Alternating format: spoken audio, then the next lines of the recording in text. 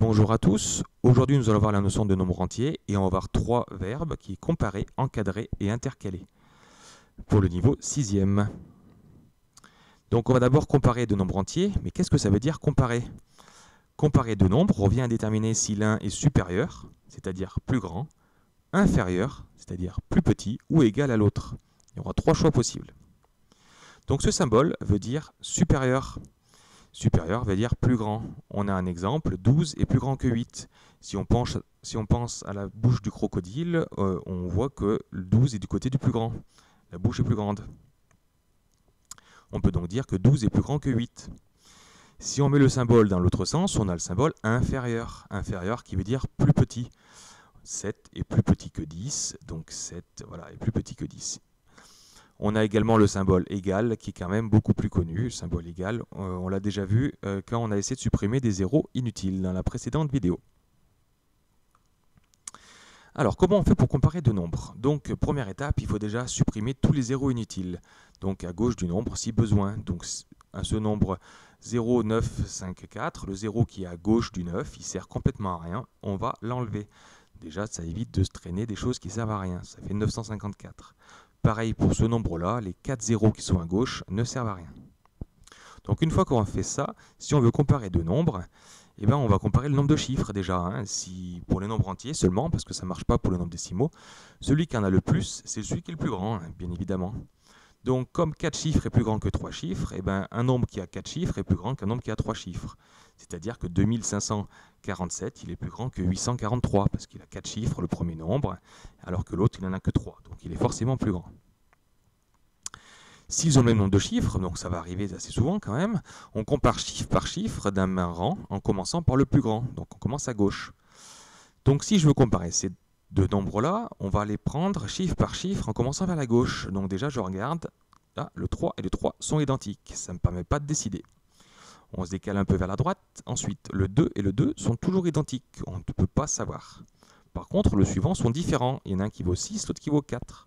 Comme 6 est plus grand que 4, et ben 32 685, il va être plus grand que 32 498.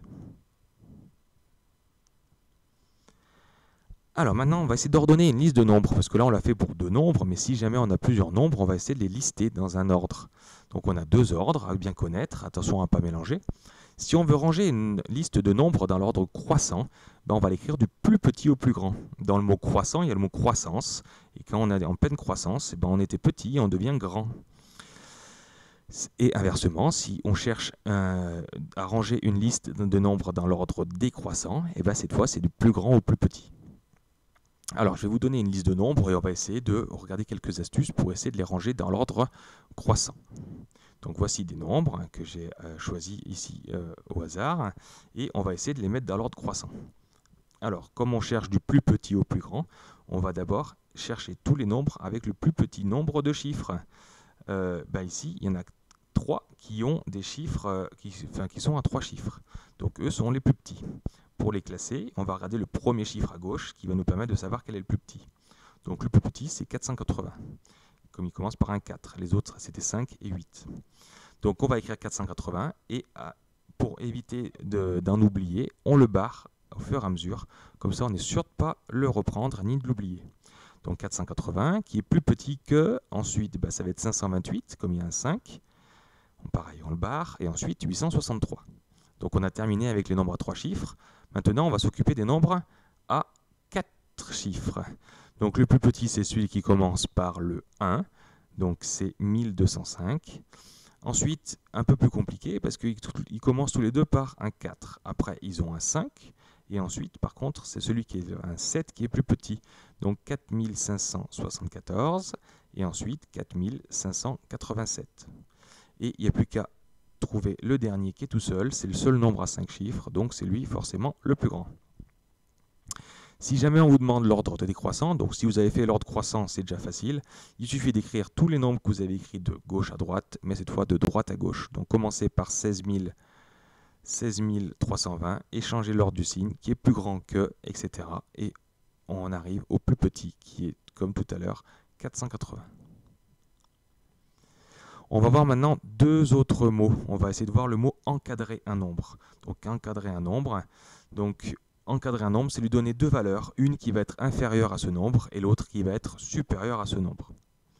Donc on va encadrer un nombre, donc ici 8725, et on ne dit pas juste encadrer juste ce nombre-là, on va essayer de chercher à quelle précision on veut. On vous demande à la dizaine près, ici, c'est-à-dire qu'on veut l'encadrer entre deux nombres, deux dizaines près.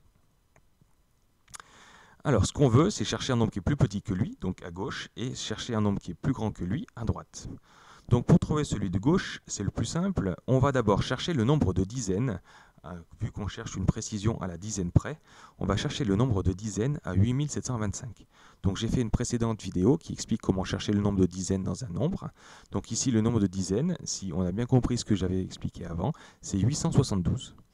Donc, on a donc le nombre le plus petit, donc qui est à gauche, c'est donc 872 dizaines, soit donc 8720.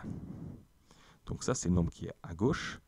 Et pour trouver le nombre qui est à droite, il suffit d'ajouter 1 au nombre de dizaines. C'est tout simple. Donc on en avait 872. Donc si on fait plus 1, ça fait 873 dizaines, qui fait donc 8730. Donc voilà, j'ai encadré mon nombre en bleu par deux nombres, un qui est plus petit et un qui est plus grand, à la dizaine près.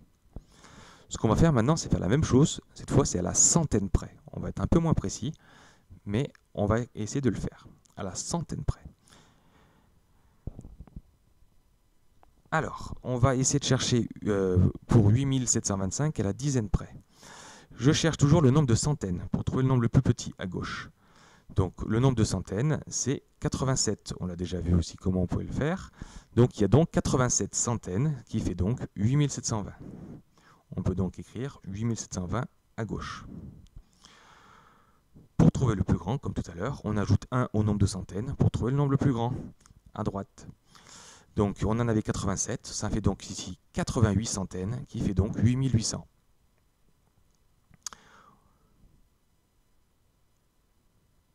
On aurait pu aussi le faire au millier, etc. Mais on perd en précision. Enfin, beaucoup plus simple, intercaler un nombre entier, c'est plus simple. Intercaler, ça vient un peu comme un intercalaire. Un intercalaire dans un classeur, par exemple, c'est ce qui permet de séparer les feuilles. Donc ça va être un peu le même style. Donc intercaler un nombre entier entre deux nombres entiers, donc signifie trouver un nombre compris entre ces deux nombres. Donc voilà, c'est vraiment tout bête comme définition. Donc on va voir un exemple. On va essayer d'intercaler un nombre entre 21 et 26. Bon, il faut trouver un nombre qui va être au milieu, qui va être, pas forcément au milieu, mais qu'on va pouvoir mettre entre ces deux nombres. Donc 21 et 26, on va chercher des nombres. Je dis bien des nombres parce qu'il y a souvent plein de possibilités. Donc entre 21 et 26, il n'y en a pas beaucoup, mais il y en a quelques-uns. Il y a 22, il y a 23, il y a 24 et il y a 25. Voilà, c'est les 4 nombres entiers possibles qu'il y a. Donc il y a toujours plusieurs possibilités qu'on peut écrire pour trouver au milieu.